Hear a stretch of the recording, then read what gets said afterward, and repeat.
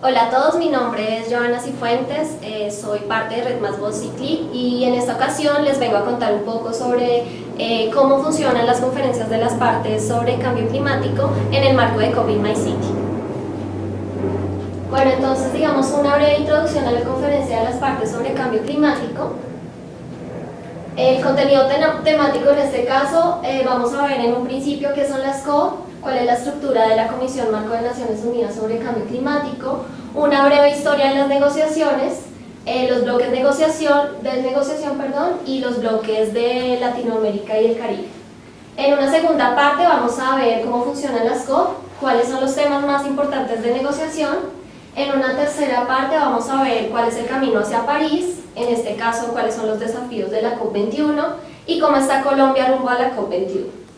En la cuarta parte vamos a ver, digamos, algunas experiencias que he tenido en el marco de estas conferencias de las partes y como quinto van a encontrar referencias bibliográficas y algunos sitios de interés. Bueno, en el marco de qué son las COP, digamos que son el órgano rector de la Convención Marco de las Naciones Unidas sobre Cambio Climático. Digamos que como instancia superior de esta misma tiene, entre otras responsabilidades, asegurar la plena implementación de esta convención. La convención, digamos, Marco de las Naciones Unidas, ya les voy a comentar un poco más adelante de qué se trata. En este caso las COP tienen, digamos, dos marcos de reunión. Una es la COP en sí y otra es en calidad del protocolo de Kioto, que es, digamos, el órgano supremo de este elemento. Tanto la COP como la CMP, que es la del protocolo de Kioto, digamos que se reúnen anualmente en diferentes países para llevar a cabo una serie de negociaciones en torno a toda la temática de cambio climático. Entre los participantes más importantes está obviamente Naciones Unidas y algunos de sus organismos especializados. Encontramos las partes, que son aquellos países, digamos, que hacen parte de la convención y de Naciones Unidas, que aproximadamente son 196, y observadores encontramos algunos organismos internacionales como el Banco Interamericano de Desarrollo y el Banco Mundial, y también algunos organismos no gubernamentales que hacen, digamos, como la función de control en esa serie de negociaciones. En el marco, digamos, de la estructura de la Comisión Marco de Naciones Unidas encontramos varios organismos y varios órganos dentro de la conferencia. Encontramos acá conferencia de las partes de la COP, encontramos unos grupos de trabajo, no les voy a, digamos, a ampliar mucho en esta parte, pero digamos, encontramos el órgano subsidiario permanente de ejecución, que es el que se encarga en sí de ver cómo se da el funcionamiento de la COP y cómo se ejecuta muy bien la convención. El órgano subsidiario permanente de asesoramiento científico y tecnológico, que es el SUBSTA, que se encarga precisamente de, digamos, de recoger y de enmarcarse en todo el tema científico, tecnológico y un poco financiero de la COP. Encontramos también la Secretaría General de Naciones Unidas y algunos grupos de expertos. Siguiente. Dentro de una breve historia de las negociaciones, de cómo ha sido, digamos, a lo largo de los años desde sus inicios, podemos decir en términos generales que las negociaciones internacionales sobre cambio climático son procesos de debate y toma de acuerdos entre países a fin de emprender, digamos, unos esfuerzos globales para enfrentar el cambio climático. En este caso es, digamos, lo que ustedes harían dentro de esta simulación de COP en Bogotá. Actualmente se dan en el seno de la Convención Marco de Naciones Unidas.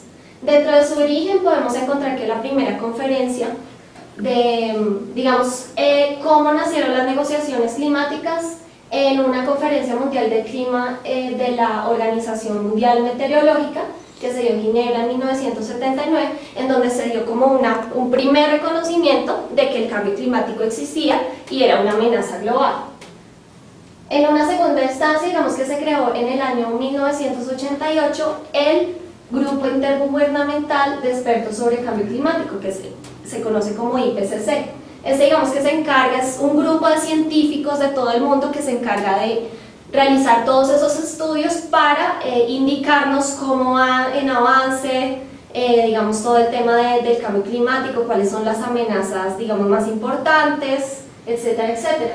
Hasta el momento se han emitido 5 informes, el primero fue en 1990 en donde se indicó con un digamos, porcentaje aproximado al 98% que el cambio climático era una realidad y era una amenaza. Y el último, digamos, que se presentó el año pasado, en el 2014, y en esto, digamos, hay algo importante, es que el IPCC ganó un Nobel de Paz en torno a todo el trabajo que hizo técnico y científico respecto al cambio climático. Ya la oficialización de lo que son las COP, que son estas conferencias enfocadas en cambio climático, donde se dan estas negociaciones, se dio en Berlín en 1995. Entonces estas se les van numerando año tras año. Esta sería la COP 1 y en este momento, este año, sería la COP 21. Bueno, digamos que dentro de la historia de todas estas negociaciones tenemos que remitirnos a un momento muy importante que fue la Cumbre de la Tierra, que se dio en Río de Janeiro en el 92, donde se adoptó esta Convención Marco de Naciones Unidas sobre el Cambio Climático. Dentro de esta Cumbre de la Tierra digamos, se desarrollaron y se presentaron 3 tratados internacionales de suma importancia. Uno de ellos es el Convenio de Diversidad Biológica, que digamos que se interesa en toda la parte de especies, vegetales, animales. La Convención de Lucha contra la Desertificación, que se encarga pues del cuidado, cómo se da el manejo en sí de los suelos. Y obviamente la Convención Marco de Naciones Unidas, que entró en vigor en 1994 y 194 países, digamos, que la ratificaron. Dentro de las COP, digamos, voy a nombrar las más importantes en torno a los avances y retrocesos que tuvieron en torno a las negociaciones sobre el cambio climático. En Kioto, en 1997, durante la COP3, se adoptó este protocolo de Kioto, que entró en vigencia en el año 2005.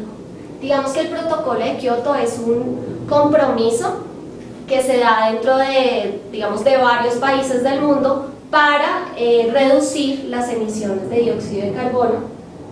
En este caso también se dio la creación del ADP, o la Plataforma de Durban, que es un grupo especializado de negociación que desde ese año ha comenzado a trabajar para que el acuerdo, digamos, climático se cumpla como debe ser. La COP3 en Bali en el 2007, digamos, que planteó culminar esa negociación del nuevo acuerdo climático en Copenhague. Sin embargo, digamos que no se dio en esa instancia. Se incentivó además los países en desarrollo a generar, digamos, un financiamiento a otros países que no fueran desarrollados para que pudieran, digamos, intervenir, digamos, sus estrategias en torno a la lucha contra el cambio climático. Y en Copenhague en el 2015, digamos que no se logró un nuevo acuerdo. Esta podría ser, digamos, una de las COP donde digamos, se le conoce por su fracaso. No hubo, digamos, un acuerdo entre todos los países, pero sin embargo los países desarrollados sí se comprometieron a realizar un financiamiento a largo plazo.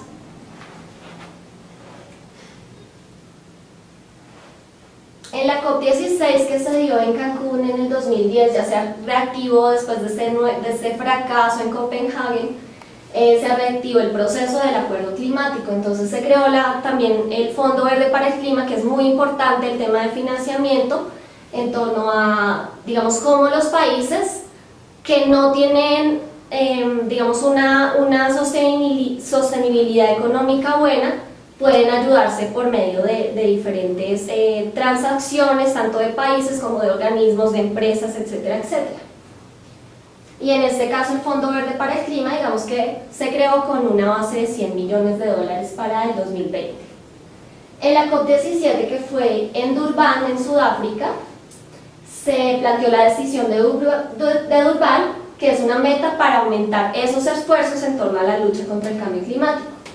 Y digamos que la idea de esta plataforma de Durban, digamos que ya les había comentado anteriormente, es precisamente adoptar el acuerdo global que se va a llevar a cabo en la COP21 en el 2015. En la COP19, que fue en Varsovia en el 2013, ya se estableció que los países debían comunicar sus INDCs. Estas INDCs se las voy a comentar más a fondo más adelante, pero digamos que son las contribuciones nacionales previstas que los países deben desarrollar a nivel nacional en torno a sus compromisos de reducción de emisiones y pues cuáles son las estrategias y los mecanismos digamos, de mitigación y adaptación para contrarrestar el cambio climático. Ya el año pasado se llevó a cabo la COP20, digamos que fue muy importante en torno al tema de plantear el documento borrador para este nuevo acuerdo climático global que se va a llevar a cabo en París en el 2015, que se llama el Llamado de Lima para la Acción Climática. Y ya este año, digamos que sería un año importantísimo porque se aprueba precisamente ese borrador que se planteó en Lima en diciembre, pero que se ha venido reformando en una serie de reuniones en Bonn, Alemania, para que, digamos, no haya ningún tipo de retroceso en París en el 2015 y que se logre ese gran acuerdo climático, ya después de 20 años desde la adopción del Protocolo de Kioto, que fue el primer acuerdo, digamos que no logró las expectativas que se buscaron en ese entonces, y digamos, recoge muchísimas más cosas que se han venido, digamos, visibilizando por parte de científicos y expertos en torno a la lucha contra el cambio climático. Y ya digamos, lo último, lo más a corto plazo que podría ser después de París 2015, sería una COP26 en el 2020, en donde ya ese acuerdo debe entrar en total vigencia. Bueno, respecto a los bloques de negociación que van a ser muy importantes en torno a la simulación de COVID Bogotá, está la Unión Europea, que tiene 37 países. Esos son los países anexo 1. Digamos que esta diferenciación se hace desde el Protocolo de Kioto. Los países anexo 1 son, digamos, allí se encuentran los que tienen o son considerados países industrializados, entonces que tienen, digamos, un compromiso muchísimo mayor en torno a los temas de reducción de emisiones. Está el bloque de economías en transición, que, digamos, no funciona siempre como un grupo negociador, solo en algunos temas de ejecución conjunta. En este caso lo conforman 13 países. El grupo paraguas, que es países desarrollados pero que no hacen parte de la Unión Europea, de este lo conforman 11 países. Estos son los países no anexo 1, en donde ustedes pueden ver acá la banderita de Colombia. Es, digamos, Colombia en cuál bloque de negociación se encuentra. Está el grupo africano con 53 países, países menos desarrollados con 48 países, AOSIS 43 países, que estos son islas y pequeños estados insulares, Coalición de Bosques Tropicales 41, GRULAC, donde se encuentran países de Latinoamérica 33, LMDC, 23 países, ILAC, donde se encuentra Colombia, 6 países, SICA, 6 países, ALBA, 5 países, el grupo BASIC, 4 países. Y hay algunos grupos mixtos, como G77 más China. Acá hay países en desarrollo, donde también se encuentra Colombia, y está conformado, en un inicio eran 77 países, pero se han aliado muchísimos otros más. En este momento son 130 los países los que lo conforman. El Diálogo de Cartagena, que lo conforman 32 países, también Colombia es de parte de él. La OPEP, que son los países exportadores de petróleo, con 11 países, y la EIG con 5 países. Digamos que acá nos vamos a enfocar un poco también para contextualizarnos en los bloques de la región LAC, es decir, Latinoamérica y el Caribe. Encontramos el bloque ILAC, en donde se encuentra Colombia, junto con algunos países de Latinoamérica. ALBA, que es Alianza Bolivariana de las Américas, allí no se encuentra Colombia. AOSIS, que es lo que les comentaba, islas y pequeños estados insulares. El grupo BASIC de, digamos, Sudamérica, se encuentra Brasil. EIG, que es el grupo de integración ambiental, se encuentra México. El grupo de países menos desarrollados, allí encontramos países de África, países de Asia, de Oceanía, y uno de América, que es Haití. El grupo de LMDC, donde donde se encuentran acá algunos países también de Latinoamérica y el Caribe, el Diálogo de Cartagena, donde ya les comentaba se encuentra Colombia, y la coalición, digamos, de bosques, donde, digamos, tampoco se encuentra Colombia. Bueno, acá digamos que ya entramos a hablar un poco de cómo funcionan las COP. En este término vamos a encontrar unas reuniones que son formales y unas reuniones que son informales. La reunión formal, digamos, más grande, en donde se reúnen todos esos países, todas las delegaciones que hacen parte de la conferencia de las partes de Naciones Unidas, está la plenaria de la COP y, como ya les comenté, CMP, que son aquellos países que ratificaron el protocolo de Kioto. Están algunos grupos de contacto, hay algunas consultas informales, digamos que acá va de mayor a menor, ¿sí? De lo más general a lo más específico.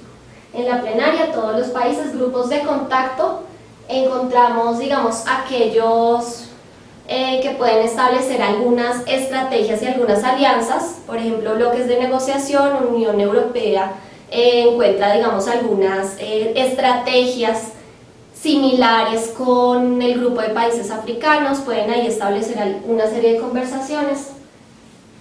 Consultas informales. En esta parte informal, digamos que es donde ya no estando en plenaria, afuera, digamos, de la reunión general, las delegaciones se encuentran y conversan, digamos, sin ningún tipo de papel o documento especial, sino simplemente se van generando una serie de estrategias para luego de pronto pasarlos a plenaria. Acá también, digamos que es una serie de estrategias que se dan en algunas de las mesas, son informales también, el grupo de redacción, y al final serían bilaterales, es decir, puede hablar una delegación con otra directamente acerca de sus alianzas. Y esto hay que decirlo, digamos, en la plenaria de la COP, primero se da una conversación general, se puede generar algunos de estas instancias, no todas necesariamente, pero digamos lo que se hable en alguno de estos temas se lleva de nuevo a la plenaria general de la COP para que allí, digamos, ya todos los países en conjunto puedan generar una serie de discusiones y también, digamos, compromisos, y en general ya sería lo que sería el acuerdo global de cambio climático. Bueno, en cuanto a los temas de negociación más importantes a tratar en esta COP está el tema de mitigación, en este caso con una pregunta: ¿cómo reducir los gases de efecto invernadero en los diferentes países y en las diferentes regiones? Sería el tema principal de mitigación. En el tema de adaptación estaría qué medidas tomar para reducir los impactos negativos y aprovechar las oportunidades del cambio climático. En bosques y red estaría, digamos, el tema de conservación de los bosques, reconociéndolos como sumideros de carbono muy importantes, de qué forma se pueden minimizar esos impactos en estos bosques y de qué forma se pueden contabilizar las emisiones y las reducciones de gases de efecto invernadero a través de estos bosques. El tema de financiamiento se centra en cómo canalizar recursos y también apalancar recursos de todas las instancias, no solo gobiernos, sino organismos internacionales, empresa privada, entre otros, y también, digamos, que todos los países deben aportar algo al tema de financiamiento. Al principio, digamos, que se planteaba que solo los países desarrollados tendrían la capacidad de financiar a otros. En este caso, digamos, hasta el momento ya no es así. Se habla sobre el principio 1 de la Comisión Marco de Naciones Unidas sobre Cambio Climático, de las responsabilidades comunes pero diferenciadas. En estas responsabilidades comunes pero diferenciadas se reconoce que algunos países, por ejemplo Colombia, puede emitir solamente el 0.4% de las emisiones globales, pero aún así tiene unas emisiones importantes. De igual forma, debe comprometerse y debe ayudar al financiamiento de las estrategias en el tema de cambio climático. El tema de pérdidas y daños también es muy importante, es analizar Respecto a esos daños irreversibles y permanentes de las consecuencias del cambio climático, ¿cómo los países pueden afrontarlos? Y también teniendo un especial énfasis en aquellos países que no tienen una economía estable para, digamos, resarcir esos daños que se dan dentro de sus territorios, y también quién se hace cargo de esos daños. Si es algo provocado por el cambio climático, ¿de qué forma yo puedo identificar quién me puede apoyar para resarcir ese daño? Pues teniendo en cuenta que no le podríamos de cierta forma echar la culpa a alguien en específico. Otro tema de análisis es el de transparencia, reporte y revisión, es decir, los países deben realizar una rendición de cuentas respecto a sus emisiones y reducciones en gases de efecto invernadero y en torno a todas las políticas que se den dentro de sus territorios, pero también se debe controlar que haya transparencia dentro de ese apoyo que sea dentro del país y entre países para contrarrestar los efectos del cambio climático.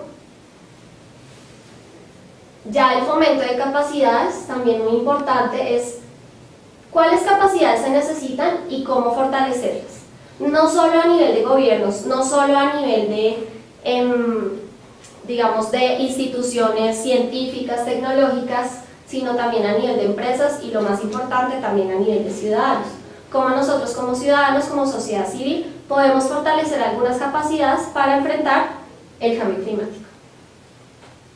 Y digamos que el último tema de importancia es el de desarrollo y transferencia de tecnología, también enfocado muchísimo en cómo aquellos países que no tienen un liderazgo en el tema de tecnología y a nivel científico, cómo pueden apoyarse, cómo pueden generar también tecnología y transferir tecnología a otros países. El camino hacia París, digamos que acá hay una infografía de Conexión Co que nos muestra un poco cuál ha sido digamos, el proceso, la ruta que se ha llevado este año.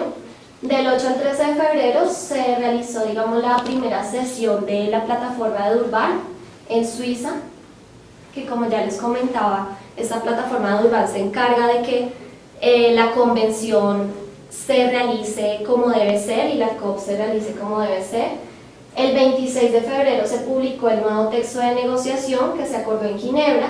El 31 de marzo se dio un primer plazo para que los países entregaran sus contribuciones previstas y determinadas, las INDC que les comenté. El 30 de abril ya hubo un plazo de entrega de la traducción de este acuerdo, pero ya en los 6 idiomas de la ONU.